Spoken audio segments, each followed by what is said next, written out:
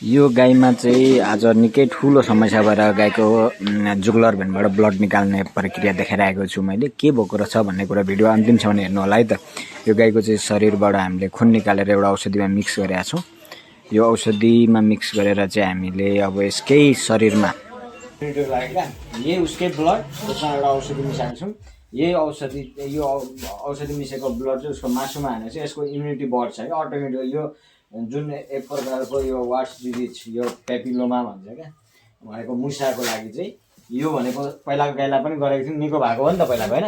अब यो पनि अब सेम यो एउटै गोठमा बस्छ नि त्यो गाई र यो त्यही भएर सरेको पनि हुनसक्छ क्या। त्यस पछाडि भनेको हामीले यसकै शरीरमा उसको ब्लड हानिसके पछाडि नेक्स्ट औषधि पनि दिनेछौँ। यो गाईमा भनेको चाहिँ बोभाइन पेपिलोमा भन्ने बिराम छ। बोभाइन पेपिलोमाको लागि हामीले अटो इम्युनिटीको लागि ब्लडमा औषधि मिक्स गरेर मासुमा हानेको छौँ, उसै आफ्नै ब्लड। त्यस पछाडि अर्को स्किनमा हान्ने मेडिसिन चलाइरहेको छौँ।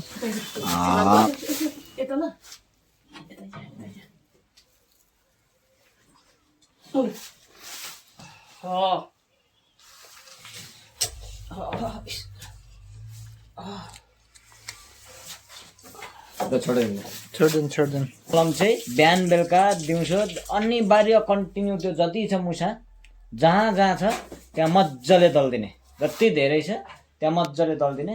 प्लस तपाईँले अर्को काम चाहिँ के गर्ने भने अनि यसैको खुवाउने थुजा नै सबैभन्दा इम्पोर्टेन्ट औषधि यही हो। यसैको झोलबाट आउँछ खुवाउनेमा पनि आउँछ क्या। यो थुजा भनेको चाहिँ मुसाको लागि सबैभन्दा इम्पोर्टेन्ट औषधि हो क्या। यो चाहिँ यो थुजा भनेको मुसाको लागि सबैभन्दा इम्पोर्टेन्ट औषधि हो।